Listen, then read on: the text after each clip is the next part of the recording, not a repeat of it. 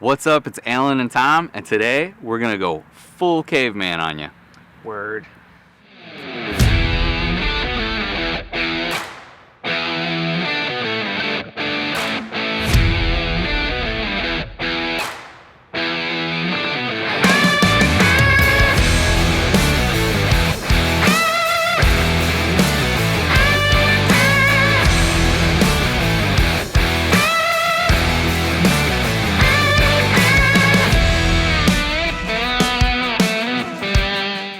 All right, buddy, I got my strap fixed and I'm ready to rumble. Yeah, my bad on that one. Well, you know, good looking out, right? Yeah. Yeah, well. Thanks for having my back. Appreciate it. All right, man. So I'm excited to do this, man. For those of you who don't know what a caveman style steak is, I hate doing air quotes. Other people do that. It bothers me. That's fine. Whatever. Yeah. It is just kind of what it sounds like. Just get the embers on your fire off to the side a little bit, and you're just going to slap that meat right on it. And it's like the most primal, weird thing we can do, so Yeah. why not? We got a beautiful fire going right now, and no time like the present to get it going. Yeah, we're gonna shoot for like rare and probably land somewhere toward medium. Hopefully not, though. Yeah. I mean, you know me. Yeah. Knock its horns off and wipe its butt, throw it on my plate. That's my motto. And that's the way to eat a piece of meat. That is. Otherwise, you're just kind of doing the injustice. Right. But either way, man, I am excited to beer this thing. So we're gonna beer it by using Allagash North Sky. You're seeing how awkward I can make this for Tom. Yeah, it's a very wonderful Belgian style stout beer, and it's going to pair well with a ribeye steak that we're going to put again over the embers of a fire. Yeah, so the way we decided to beer it, so to speak, is just a nice simple marinade, man. I've got, wham, I got 2 USDA prime ribeyes in here. Yes. They've been sitting in a beautiful mixture of 1 can of North Sky that I tried heavily not to just drink and tell you I put it in here. And then about a 1/4 cup of olive oil and 5 cloves of garlic. I didn't even chop them. I just smashed the holy heck out of them, threw them in the bag. Yeah, you don't really even need to chop it to marinate it. Just toss them in and let the juices do the work. Yeah, just break them open a little bit. That's Yeah. all you got to do. Yeah. So I have no idea how this is going to go, and this is probably going to be the most fun we're going to have. It's going to be a blast. I say we get these steaks on the Weber and then go from there. Yeah, let's do it.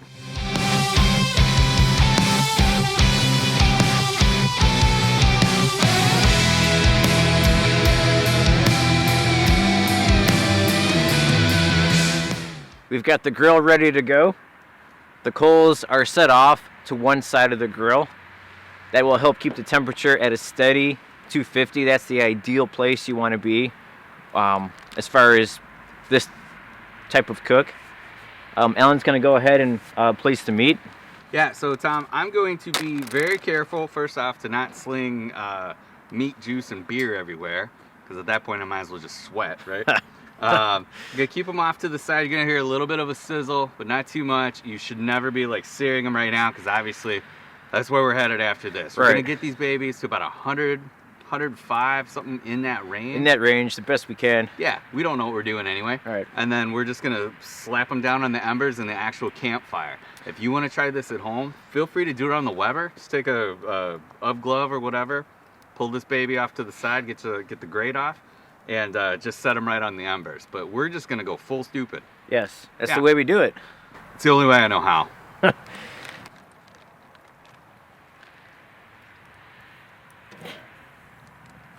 It's a nice sizzle right there. It's like the tiniest sizzle. I love it. So polite. So we're gonna lid this up and just kind of let nature take its course. We're gonna check it with a probe, and you know, I'm gonna give it maybe like 20 minutes. That's about right. Yeah, 20 minutes. You don't. I mean, if you want to check it sooner, go ahead. But right around that 20-minute range, it should be close to the ideal temp we want to pull them off at. And I'm gonna seal these up so they can't hurt anybody. Safety first. Safety first. I made my own slow motion. Dude, I mean, if you want, let's talk about this beer while we wait. This is this awesome. This Norse guy it's very good. It's nice and roasty, Yeah. just like the fire. Yeah. Yeah, it complements Keeps you warm. survival heat very well. For sure, definitely an outside drinking beer. Yeah. Hands down.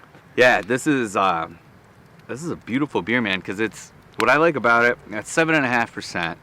I mean, that's kind of like right on that tippy top of what I like to consider like sessionable. Yeah. You know what I mean? Like I could do a 4 rack of these, I'll be fine. I'm not gonna go drive around because I'm not a jerk. No. But Right. it's right on that range. But man, it is so like rich and full bodied. It's, dude. To mention, it's got a really nice fruitiness to it. Yeah. And that comes from that Belgian yeast, which is it's phenomenal. Yeah. It's just a great way to incorporate roastiness and fruitiness without trying too hard. With Allagash, man, like I love Belgian beer. I love Belgian yeast. I love everything from little teeny tiny table beers that you drink when you actually work up a thirst, which I've never done. I mean, I've drank, but I've never like worked up a thirst. Yeah. What is that? Yeah, what is that? I don't have any idea. But I love the everything from that to Allagash White. It's the only beer I've ever blurted out. It's perfect. It is. It's for the example that it's trying to set. For what it is a perfect beer. It's to the letters, man. Yeah. You know, they make an IPA. Well, they used to. I don't know if they do anymore, but they made a little IPA called Little Brett. And it was their house Brett strain in an IPA. Okay. And it was just this gorgeous pineapple-y little dude. Oh man. And then you have their whole wild ale program and tremendous. Yeah, by far it's some of the best wild / sour beers you'll probably ever have is from Allagash. They're really good. They do a good job. Everything from them. It's easy to say you've had a bad beer here, you had a bad beer there. You can rarely say you had a bad beer from Allagash. No, I'm trying to think off the top of my head. I mean, I'm probably at least several dozen in. Yeah. I haven't had one that I was like, ugh, you know. Yeah. But I mean, this is new from them. This is I believe gonna be year round. So thank goodness. Mm-hmm. They hit right at the perfect time of year. But man, I mean, this should at least be in the consideration for your winter daily driver for sure. Yeah, even you say the winter too, but people have campfires in the summertime. You can sit around a fire and drink this all summer long. We're so deep into winter that I forgot what summer was. Yeah. Yeah. Well, fast forward, 3 or 4 months and wishful thinking for the summertime. Yeah. You know what I'm wishfully thinking? That we still have a couple on the attached to the 4-pack, and we can check the steak. We must get at the beer and temp check the steak. Temp check the steak. I like it. It's hard to say, but whatever it is, I think I managed it. Let's do it. Yeah.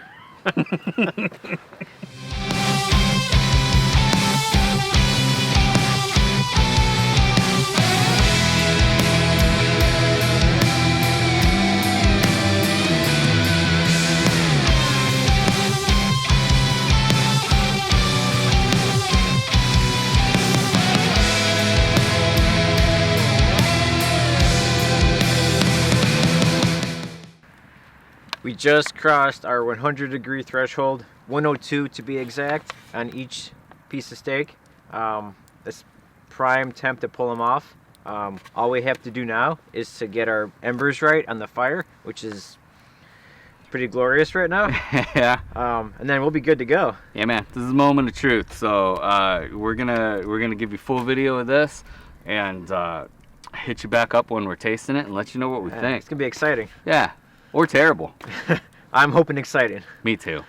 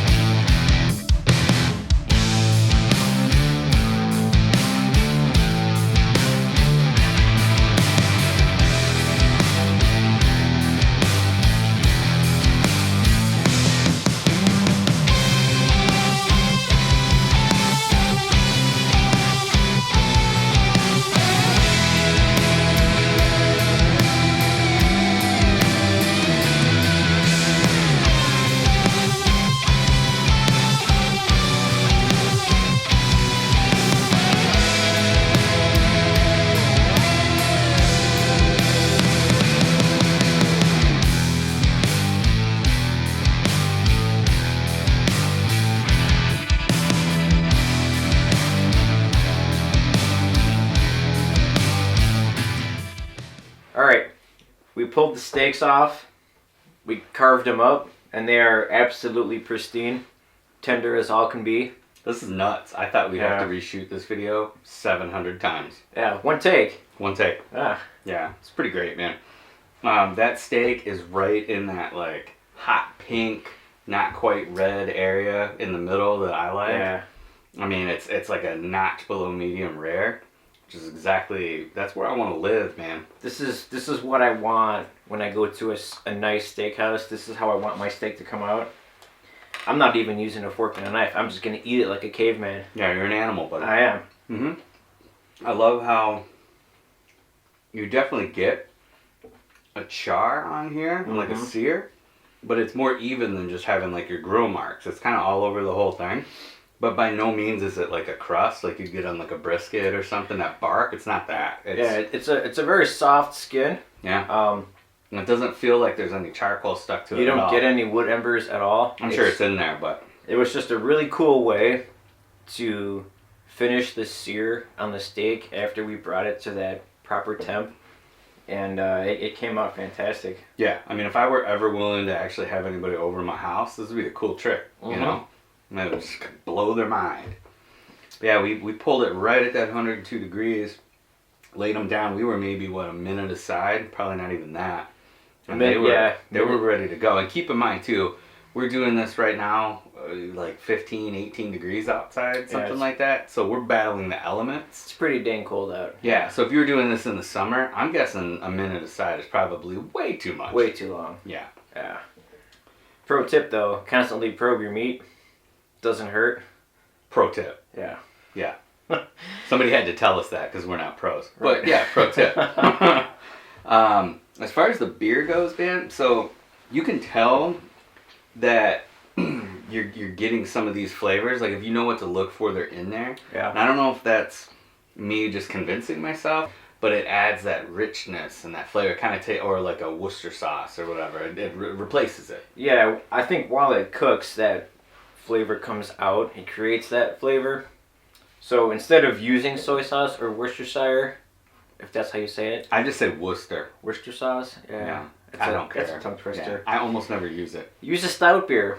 It doesn't have to be North Sky. It could be one of your favorite stout beers. But stout beer is the prime beer for marinating steak. And quite frankly, eating it. Yeah. This is like a perfect compliment, man. It sure is. Especially we've got a hearty vegetable here with that rich sauce. Like this is straight up campfire with your buddy kind of stuff, man. Oh, for sure. Yeah, it's wonderful. Yeah. Well, speaking of wonderful, I don't have anything for that. But well, it's time to tear into the rest of the steak and crush this North Sky. Yeah. I don't even know which one to do first. But either way, hope you enjoyed hanging out with us. Try this at home. Let us know in the comment section what's going on. Yeah. If you want to debunk anything we did or whatever, go ahead. Come at us. Yeah. If it's really mean, we'll just ban you, I guess. Right. Yeah. Or just ignore it. I'm more of a banner. Okay. Right. But any likes, shares, subscriptions, those mean a ton to us. It's just that'd be great. Yeah, we don't have sponsors or anything. No. Not that we wouldn't. Hit me up. But we don't have any sponsors or anything, but it does give us some encouragement because we're really early on in this and we're having a lot of fun doing it. It's been a blast. It's way more fun if somebody else tells us it's fun. So yeah, that helps. Yeah. But either way, man, this might not be my last North Sky of the night. No. Cheers to that, buddy. Cheers.